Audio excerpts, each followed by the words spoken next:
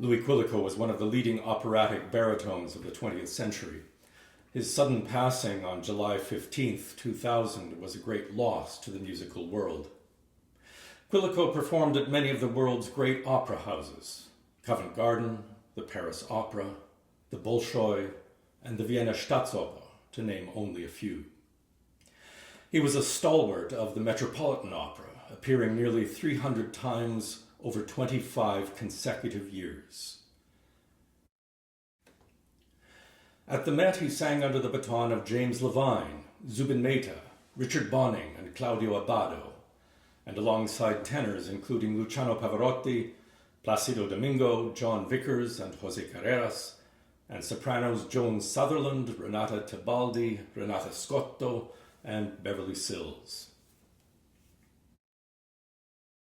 Louis Quilico was an ideal interpreter of the great Italian and French composers, but it was his defining portrayal of Rigoletto, the hunchbacked jester in Verdi's tragic masterpiece, that won him international acclaim, as well as the nickname Mr. Rigoletto.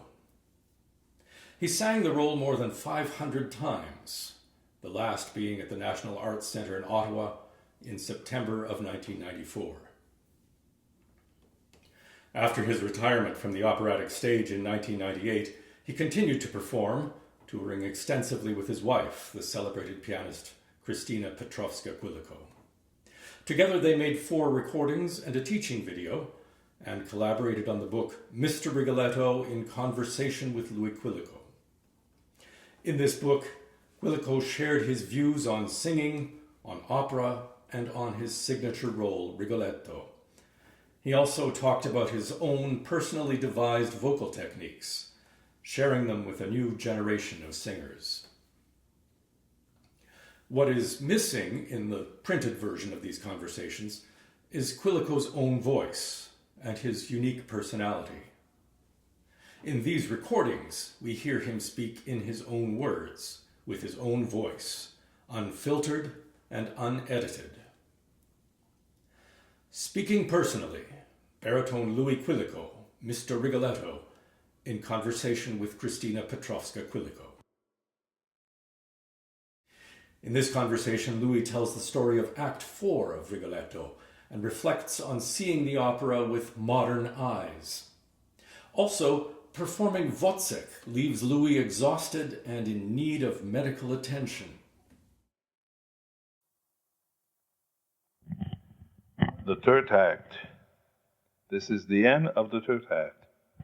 Now the fourth act is an evening where there's a big storm. And in fact, the special effects have always a lot of fun to do this kind of, because the thing is, there's what do you call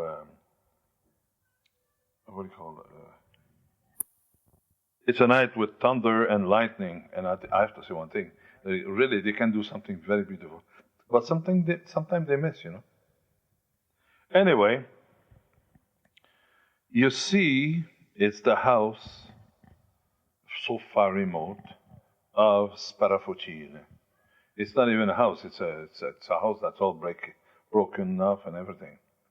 And all of a sudden, you see Rigoletto bringing his daughter there, and all of a sudden he turns towards her, and he wants to know, you still love him? Because what he wants her to understand, he knows that he's going to come there, and he want him to betray himself.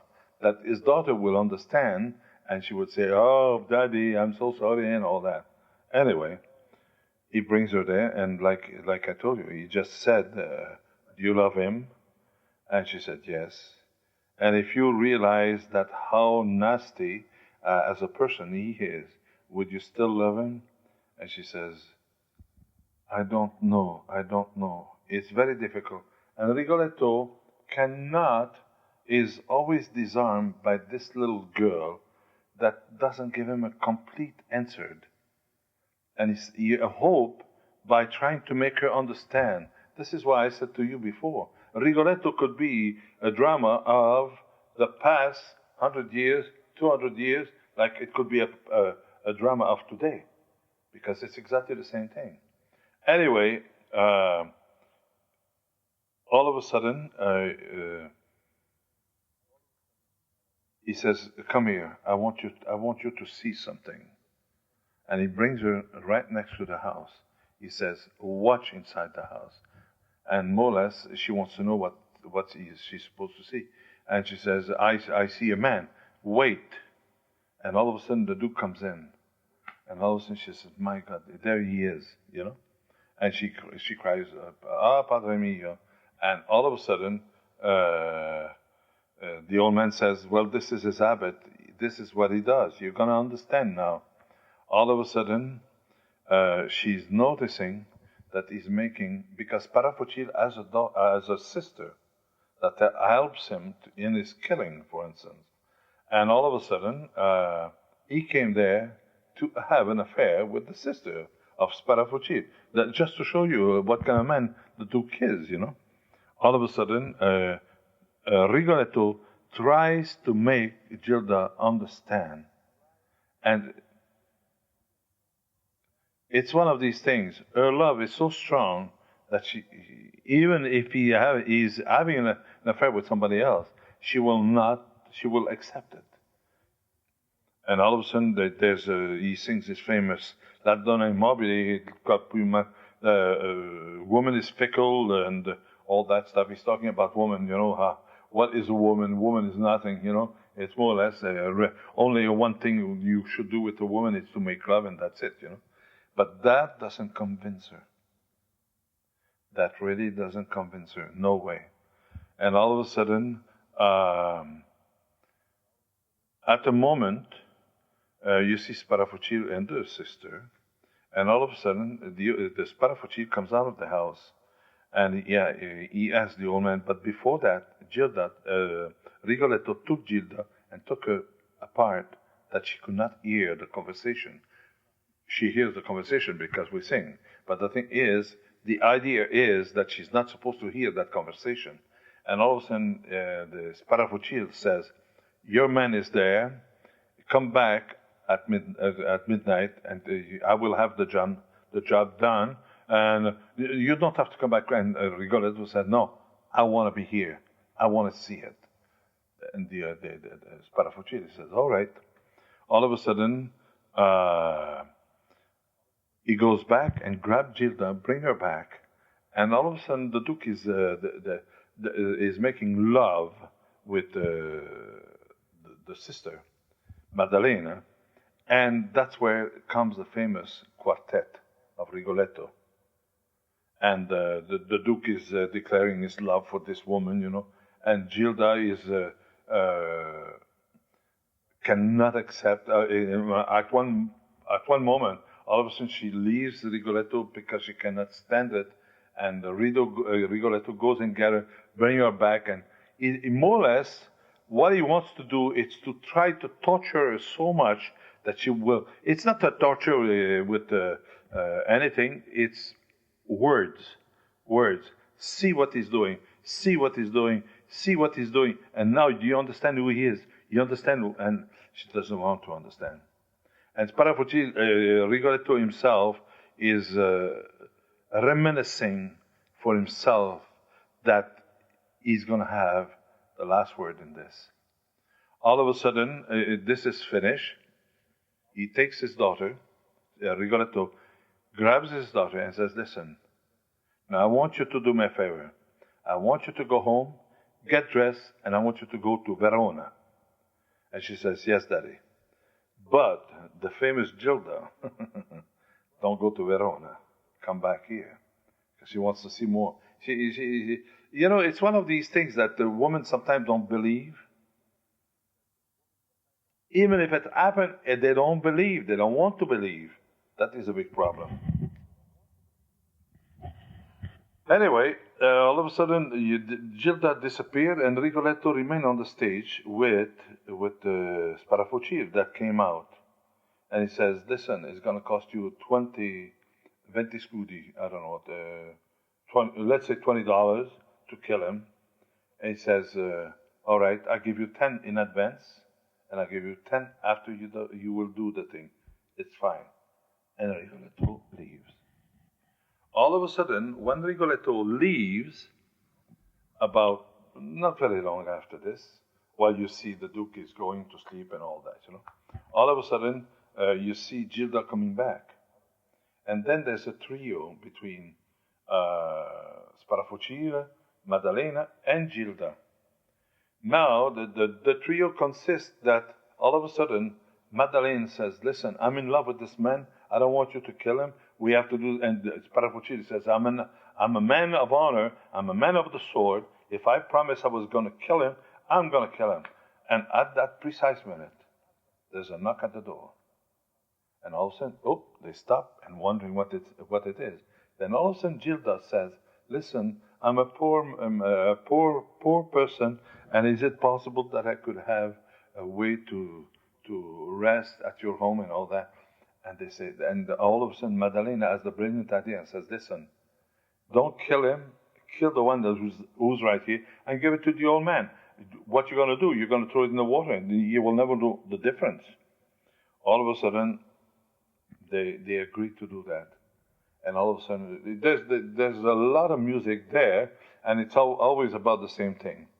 All of a sudden comes the moment that Gilda knocks at the door again and asks to enter.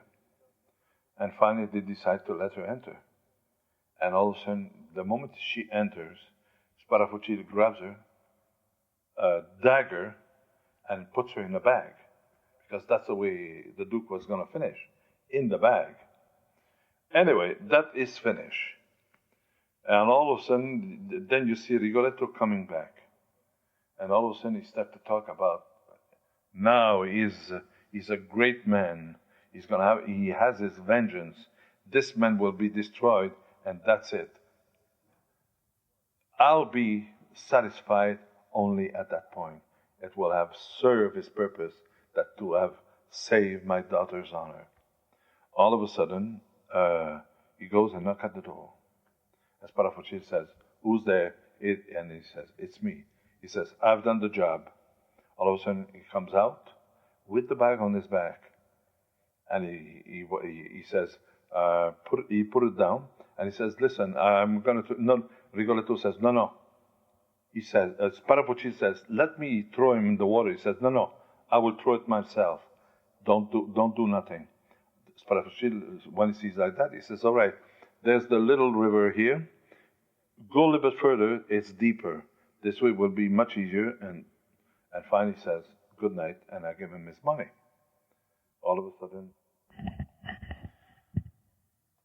when Sparafucci takes his leave, Rigoletto is remain by himself with the bag in front of him.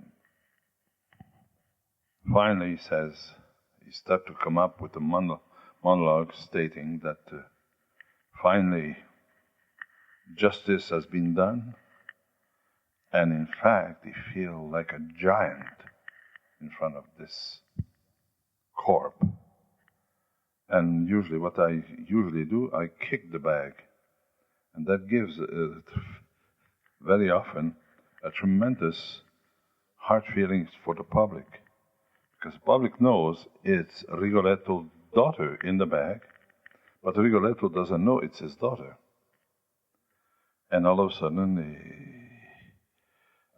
he keeps on talking about, and he reminiscing about how wonderful it is to have vengeance and all that. Then from a distance, all of a sudden, he hears the voice of the Duke. And all of a sudden, taken by stupefaction, he stops and starts to look at the bag and says, But no, it's not possible. He's dead. He's in the bag. Is my mind playing me dirty trick or something like that? And finally, you realize that the Duke is not the one in the bag. And all of a sudden, he goes at the door of the house of Parasfucci and start to bang up the house, but nobody answers. And finally, the Duke finish singing and leaving the house by another exit.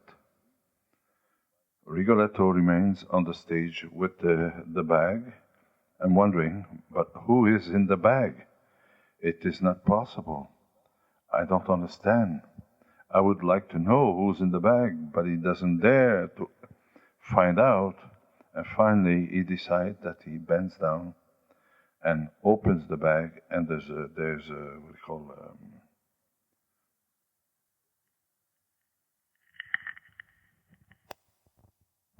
there's a lightning that goes through the sky and illuminate what he doesn't want to expect in the bag. Finally, he discovered it's his daughter. And through an alarming moment, start to say to himself, no, this is not possible, this is not possible. And it is not my daughter, she's gone to Verona. And another lightning comes across the stage and sees her again. And finally, he realizes it's his daughter. And he grabs her in his arm, and all of a sudden, Gilda is revived a slight bit, not being very, very strong because she's been dagged. All of a sudden, the father says, he starts to tell her that I'm the assassin, and all of a sudden he decides that he was going to go and get some help, and all of a sudden he goes to the house again, bang, bang on the door, nothing happened. Finally, he comes back to his daughter, and then there's a tremendous moment here, while Gilda, being in the bag, asks forgiveness to Rigoletto about her action, and especially, please forgive the Duke. And Rigoletto, in reality, cannot accept this as an ending and refuse it. But being to see his daughter so ill, he completely forgot about the whole thing. And all of a sudden, the Gilda start to talk about, well, Daddy, I'm leaving, and I'm gonna see Mommy in heaven, and I'm deeply sorry. And it goes on, till the moment she dies. And all of a sudden, for a moment, you see Rigoletto on the stage, Gilda completely limped, and Rigoletto looks at the body, and all of a sudden, in his mind, and singing it at the same time, he says, the malediction was on me. And that is the end of the opera. It's a great opera. Like I always said, if God could permit a man, a human being, to do something to a dear love person, to give one of the greatest moments of their life, I think I would like to give to people, to be able to sing Rigoletto at least once in their life, because it's such an emotional, so emotional and so taken, and you go through so many phases, dramatic phase, beautiful phase. The whole thing is, how can I say, it's so different than your usual life. It's very unusual. And that is the reason why it makes it very interesting, because your temperament is taken over, your goodwill is taken over, everything is taken over, because Verdi wrote an opera that has so much emotional point that unless you would be very without love or anything like that, maybe you would not appreciate the opera. But like I said, the opera is so full of emotion that it's a great moment of life. I feel that each time I did Rigoletto, it's like I was living another life. And the thing is, with Rigoletto, there's one thing that I found that I understand a lot of Rigoletto, a lot of baritone that sings Rigoletto or try to sing Rigoletto are really scared of the role, because it's a role that practically possesses you. You cannot, it's not practically tangible that you can be the, more or less, the master. Rigoletto very often might become the master during the performance. And I see myself very often in the, especially in the third act, in the duet with her, while they have a kind of a very loving father and daughter reunion that is so incredible that very often I'm stuck completely, and the first thing I know, I will start to cry.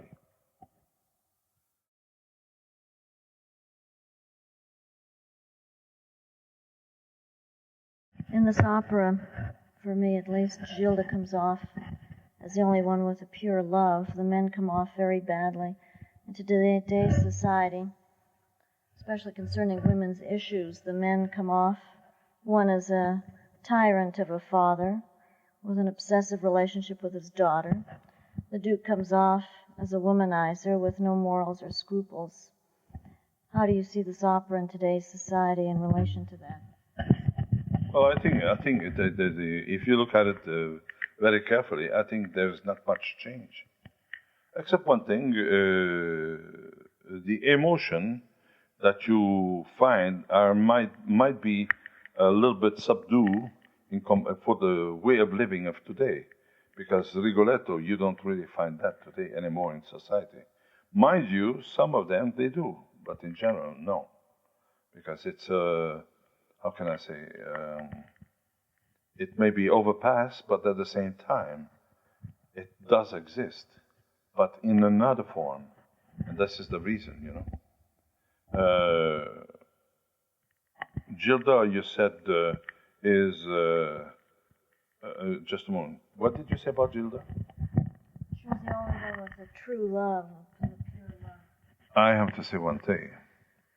I will disagree with this, because Gilda has a true love, but at the same time, the father has completely true love for her.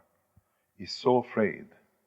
It's like today, no matter what you're going to tell me, that you take today, you love your daughter and everything, but at the same time, you never know, and it comes at the point sometimes you're wondering.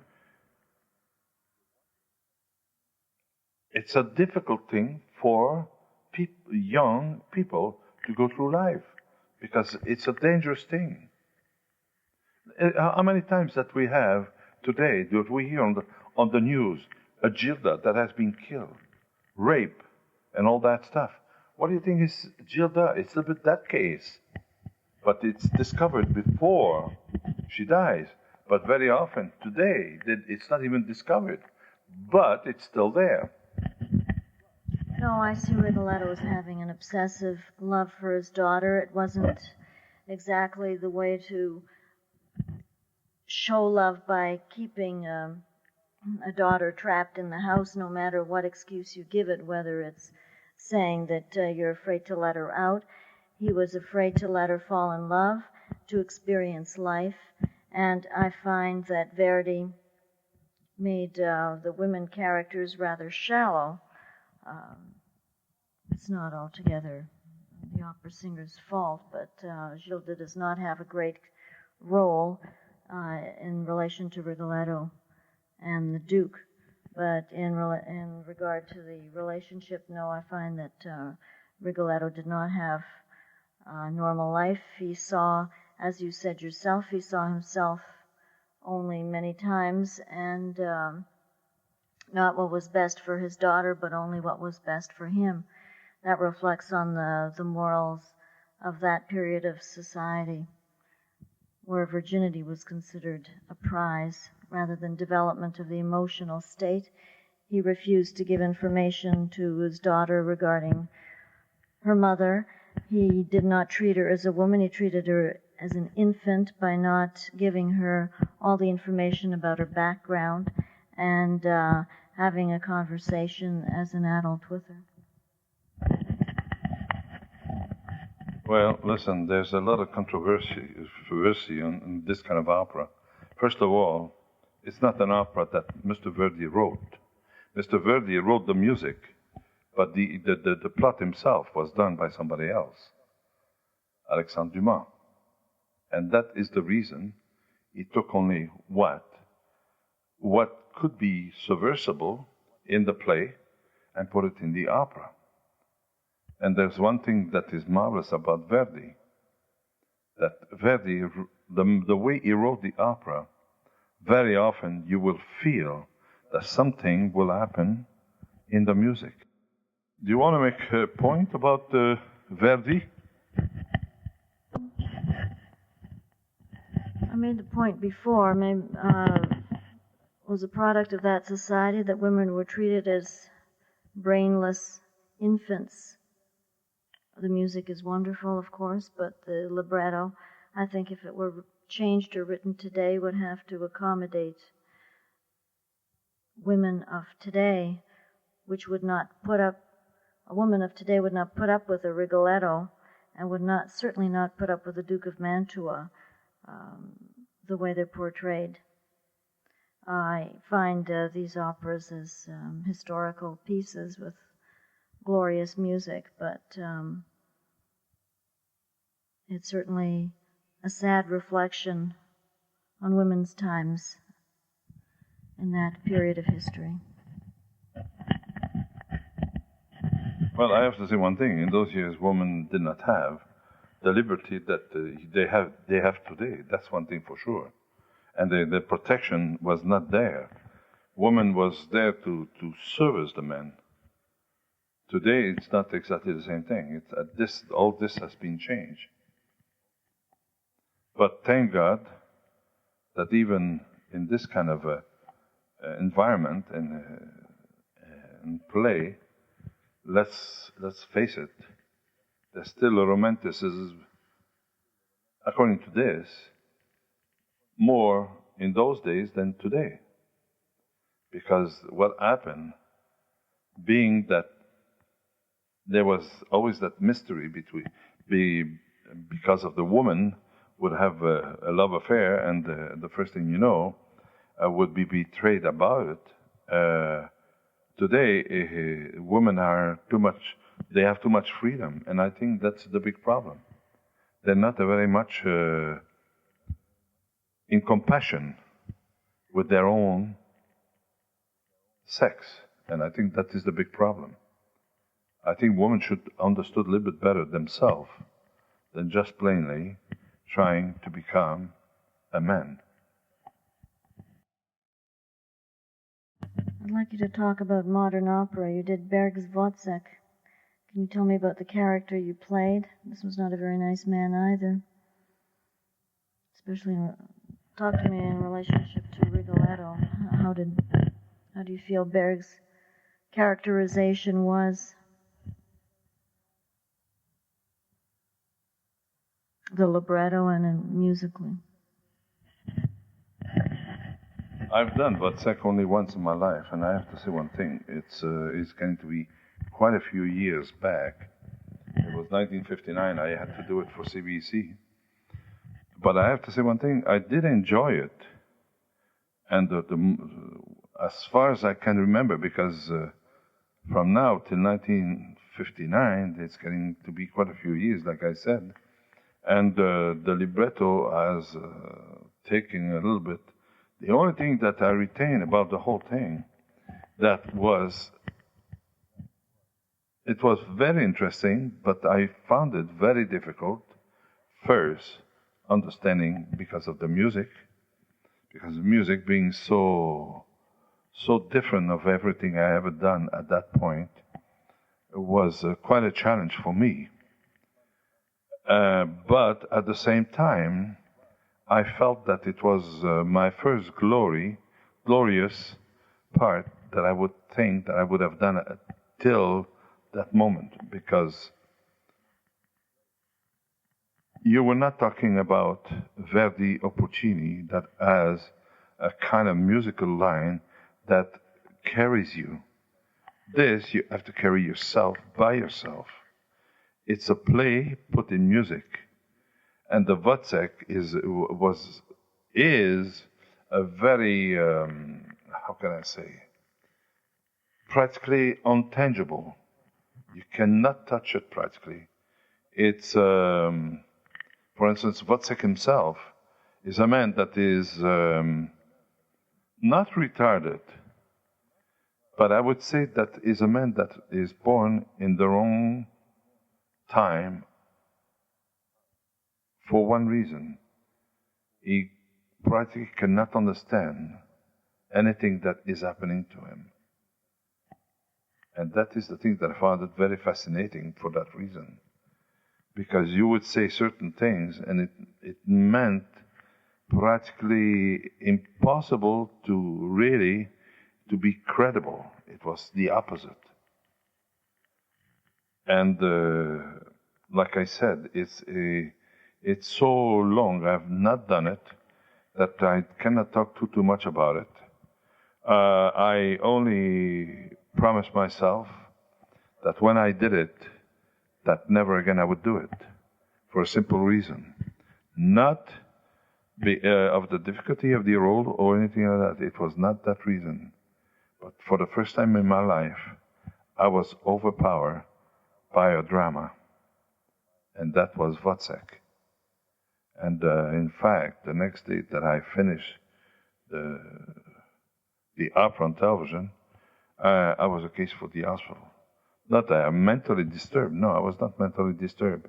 But physically, I was completely anemic, for instance. I needed to take some shots for at least a month after that. In fact, the doctor wanted to give me blood transfusion because apparently my system was completely in disorder. And that's why I said, no, listen, this kind of opera, I'm not interested for that reason. First of all, I'm so well served with Mr. Verdi or Mr. Puccini. That was the reason why I remained with Verdi Puccini. What was it about the character that so overpowered you? He murders his wife, doesn't he? He doesn't murder his wife because they're not married. But the only thing is, like I said, it's so, how can I say, it's so contrary of my own personality that it was very difficult to bring myself, because, when you do that kind of a role, you really have to start to feel, to come at a point where the role is you, and not you are the role. No, it's the opposite. And you really have to put the character under your skin. And I have to say one thing. I had done the day we did the show, we had to do it 5 times.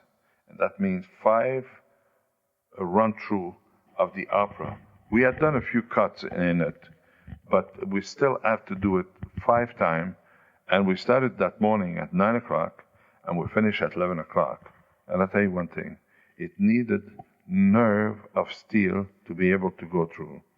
In fact, the producer said to me, he said, Louis, if you refuse it, he says, I will not keep a grudge against you, because it's a very treacherous role. And he was right. But I wanted to feel the challenge. And I conquered the challenge, but with the greatest difficulty.